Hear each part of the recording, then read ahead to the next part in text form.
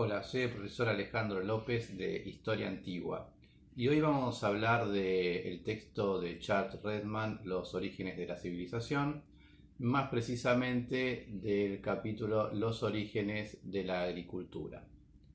Es un texto interesante este capítulo en particular porque pone de manifiesto una pregunta que no se había hecho a la historia hasta mediados del siglo XX. ¿Cómo surge la agricultura? Esto era un tema que estaba dado y que se pensaba que había ocurrido como un tema de la evolución, que tenía que ocurrir como consecuencia lógica del conocimiento y de la sabiduría humana. Y el darwinismo había contribuido un poco a eso, a que era una consecuencia lógica.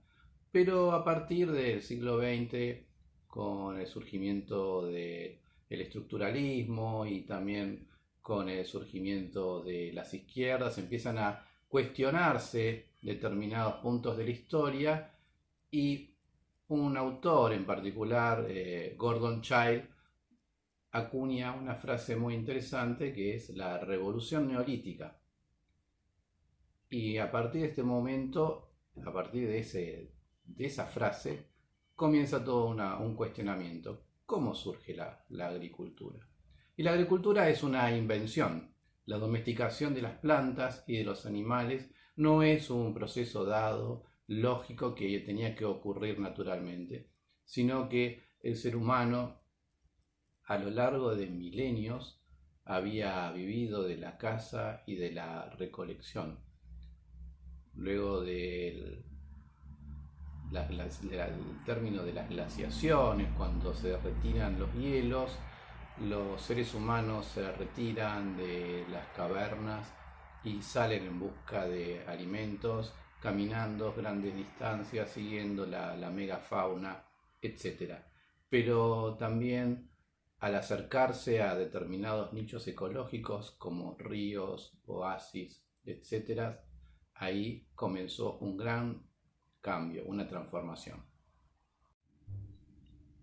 Una vez que el ser humano se asentó en determinados nichos, valles, oasis, pie de montañas, ahí lentamente comenzó la observación y el comportamiento de los animales, la observación de las plantas, el ciclo de las plantas, la caída de la semilla, cómo crecía, en qué momento del año crecían las plantas, seguir a los animales, conocer las corrientes migratorias de los animales. Así, en esta observación de estos animales y de las plantas que ha llevado cientos y miles de años, es que en algún momento en el cercano oriente, en las márgenes del río Nilo, en el extremo oriente, en la China y por qué no también en América, después de esta observación de las plantas y los animales, comenzó la domesticación. ¿Y qué es la domesticación de las plantas particularmente? Sacar una planta silvestre de su estado natural, modificar el medio, es decir, podar, hacer una quema de plantas, etc., modificar el terreno, plantar la semilla, seleccionar la mejor semilla, seleccionar los mejores frutos y lentamente alterar la biología de esta planta para que tenga mejores resultados. ¿Qué plantas se van a modificar? Fundamentalmente el trigo y la cebada. También se va a observar el comportamiento de los animales y se va a entender su ciclo de reproducción. ¿Qué animales? La oveja, el cerdo, los animales que hoy conocemos, animales de granja, quizás algún animal vacuno. No así el caballo, que va a ser domesticado mucho tiempo atrás, mucho más tiempo más adelante, perdón. ¿En qué momento podemos fijar como un punto cero? ¿A partir de qué momento comienzan estos cambios? Todos coinciden aproximadamente entre el 15.000 y el 10.000 antes de nuestra era. Entonces, Para tener un poco en claro y resumiendo, ¿de qué trata el texto?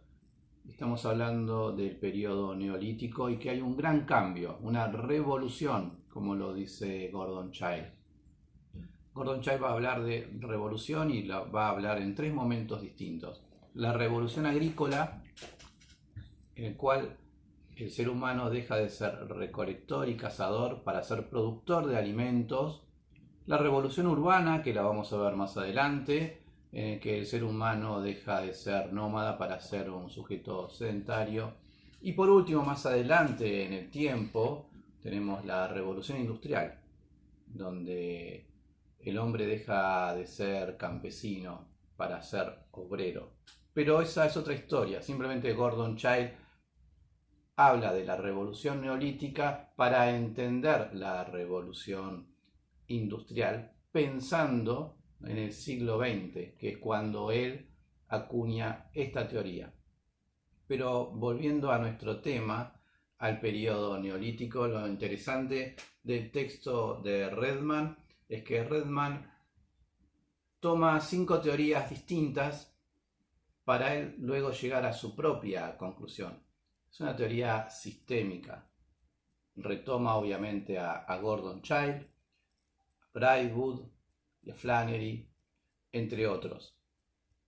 Lo interesante es comprender estos textos en la lógica de que la agricultura es una invención. El ser humano durante milenios vivió cazando y recolectando, y esta técnica fue una transformación que no permitió una marcha atrás, transformó por completo la vida del ser humano.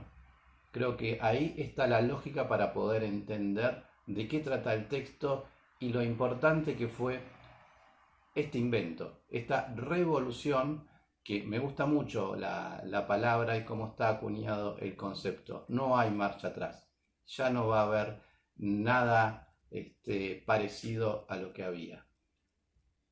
Espero que lo hayan entendido y lean el texto, que es muy interesante. Adiós.